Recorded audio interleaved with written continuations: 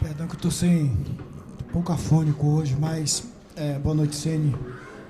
Como é que você vê esse Bahia no G4, pelo menos dorme no G4 até outros jogos de amanhã, e as suas considerações sobre a partida de hoje? Sobre a posição eu não me apego tanto, porque isso vai mudar logicamente até o fim da rodada, né? Mas para mim o maior sentimento que eu fico é de ver um time que fez um belíssimo jogo, um primeiro tempo fantástico, controle absoluto, total do jogo, cedeu pouquíssimas chances ao adversário, trabalhou bola, tocou, cometeu alguns erros ainda de passes, onde sofre transições e aí acaba se desgastando muito o time, né? Nós temos que melhorar essa qualidade de cada vez acertar mais passes, dar menos transições, perdemos muitas bolas no primeiro tempo. Mas deu gosto de ver um jogo assim que acho que o torcedor, acho que até vocês viram um jogo vistoso, bonito, com chances de gol. Eu acho que nós merecíamos até um placar mais elástico, especialmente no primeiro tempo, e também alguns bons contra-ataques no segundo tempo. Mas eu vi uns jogos que dá gosto, independente do número de pontos, posição na tabela, mas um jogo que deu prazer. A gente vai dormir acho que assim com a alma lavada, com a cabeça tranquila, que foi um bom trabalho. Rogério, boa noite. A mudança na equipe, quando você entra com o Everaldo, uma situação tática ou pelo bom jogo que ele fez no segundo tempo quando ele entrou contra o Vitória? Os dois. Eu acho que o Everaldo jogou muitos jogos nessa função, o Everaldo Tassiano, né? Depois ele teve a lesão, machucou, tá voltando, readquirindo forma. Eu fiquei bastante na dúvida entre começar com o Biel, começar com o Everaldo pro dia de hoje. Mas achei que seria mais interessante botar esses dois jogadores um pouco mais próximos à área, ter mais peso na área, mais chance de gol, tentar fazer com que o Tassiano se movimentasse um pouco mais para fora, ora o Tassiano, ora o Jean, o Juba na posição. A última vez tinham jogado acho que o Rezende, mas o Juba vai mais nessa função, então a gente consegue dar um equilíbrio um pouco maior, né? E aí depois fizemos as trocas que nós treinamos essa semana. Mas eu gostei do jogo do Everaldo, não pelo gol só, mas um jogador que consegue segurar a bola, reter um pouco mais a bola à frente, dar um pouquinho mais de tempo para o time sair de trás. São características que você vai tentando achar dentro do jogo. Você também tem as dúvidas, eu também tenho as dúvidas. Eu até 4, 5 horas antes do jogo, eu ainda pensava um pouco em como fazer, mas achei que para hoje, o Grêmio é um time mais força, né, pesado. Eu achei que precisava um pouco mais para um cara mais à frente para também poder segurar essa bola quando a gente tivesse que fazer, quando apertado, fazer essas bolas longas. Rogério, boa noite.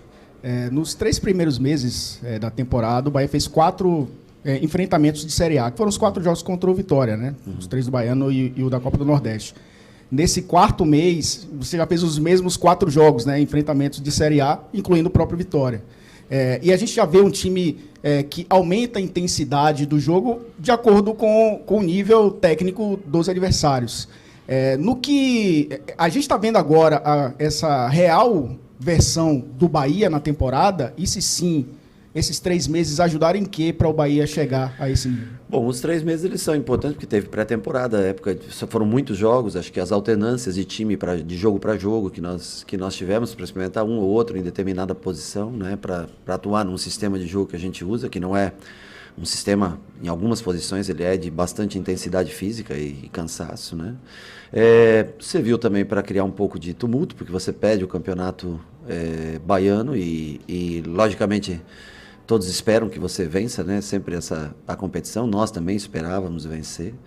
E vão se ignorando todos os atenuantes que tiveram no jogo, como expulsão, jogar 70 minutos com um jogador a menos. O Vitória é uma equipe que tem muita consistência defensiva, uma equipe que defende muito bem.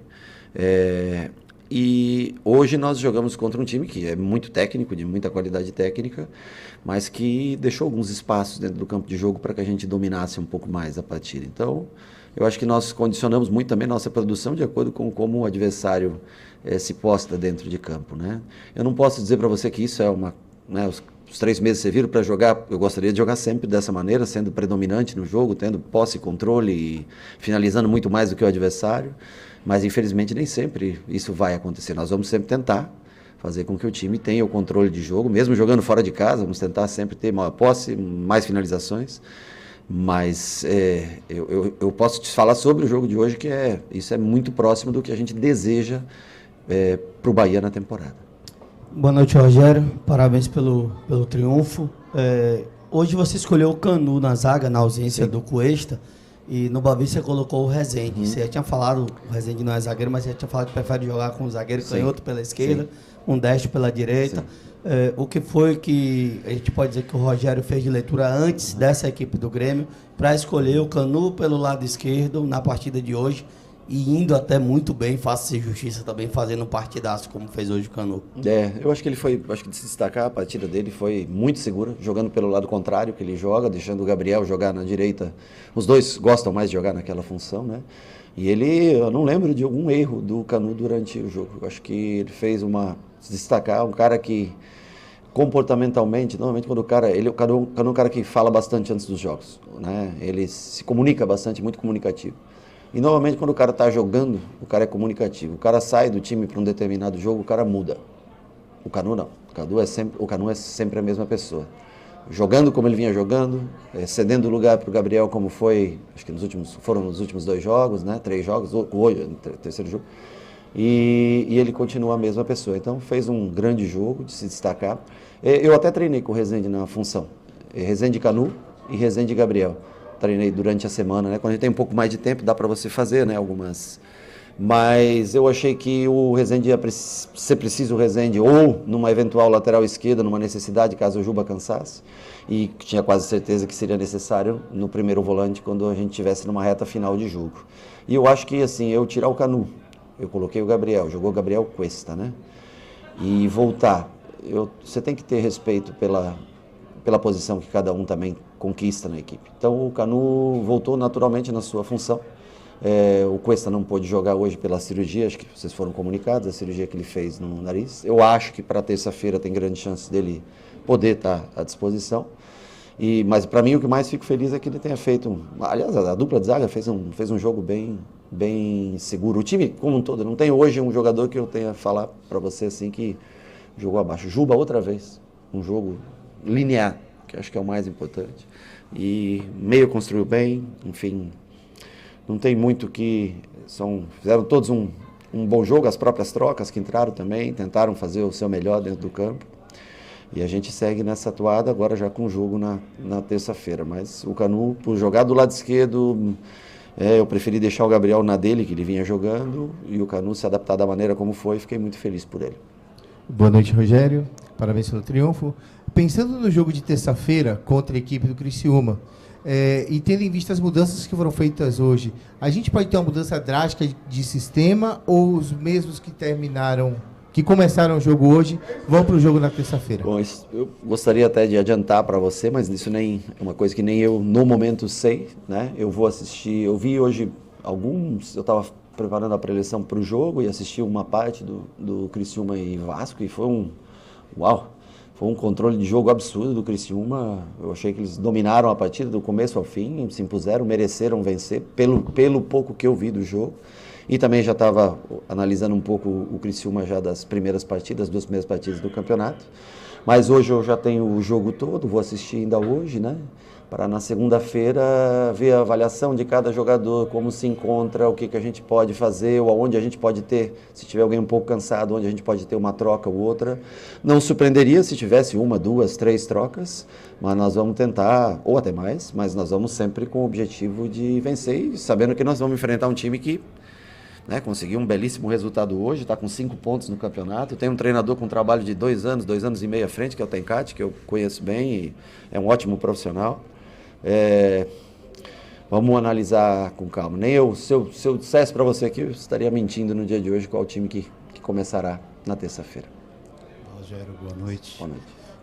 Hoje você fez as 5 substituições e o time, de fato, né, acho que conseguiu manter a intensidade de jogo nos 90 minutos, o tempo inteiro. E isso foi não é uma crítica recorrente, mas é algo que recorrentemente acontecia com a equipe.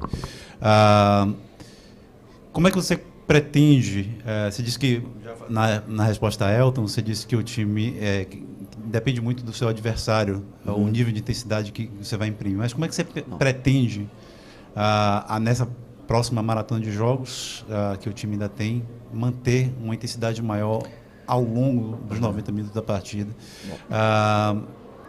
tendo em vista que você ainda tem ali, em algumas posições, uma falta de espelho, assim, um jogador que joga muito semelhante. Então, você precisa fazer alterações, mudar jogadores de lugar, como Tassiano, Everaldo, para poder fazer essa composição. Como é que você pretende fazer isso? Não é que a gente muda a intensidade de acordo com o adversário, mais ou menos a gente muda a maneira de posicionar, de como construir, para a gente ver qual lado a gente escolhe para sair, ou com uma simetria, como foi hoje, muitas vezes saindo em construção a 4, coisa que a gente quase não tinha feito, mas no segundo tempo, principalmente escolhendo o lado para construir, o outro lateral fechando. É mais esse tipo como o adversário joga, se vem com 3 homens no meio, 4 homens no meio, 2 homens no meio. Acho que é mais sobre isso que a gente fica feliz em analisar o adversário. Hoje, por exemplo, nós analisamos o Grêmio. E o Grêmio não tinha jogado com 3 volantes, né? Se você for pensar, né? O Edenilson, colocando o Edenilson, seria um 4º homem de meio, né? Mas o Edenilson já acabou jogando mais pelo lado direito, fazendo acompanhamento, e os 3... O Grêmio normalmente joga com 2 homens de meio, 2 pontas, um 10 ou 2 9 ou 2 10, enfim, trocando na frente, né? E eles mudaram para o jogo de hoje, a gente teve que analisar um pouquinho no começo do jogo para entender um pouco como funcionaria. Então é mais nesse sentido, né? E assim, um jogador que não tem muitos substitutos, é mais o Cauli, sabe? O Cauli é o cara que a gente não tem um jogador assim, aí tem que mudar realmente o sistema, joga com 9 centralizado e 2 caras mais de lado quando a gente faz esse tipo de troca. Mas mesmo assim, acho que nós conseguimos nos assentar bem dentro do campo. A diferença é que com o Tassiano e com o Everaldo você tem altura e um pouco mais de força. E quando você tem, por exemplo, Ademir, Biel, jogadores assim, você tem mais 1 contra 1, velocidade, e perde um pouco a referência na frente se mantivermos 4 homens no meio. Então, é esse tipo de análise, olhando o adversário, que a gente tenta fazer para encontrar sempre uma equipe que seja competitiva. Rogério, boa noite.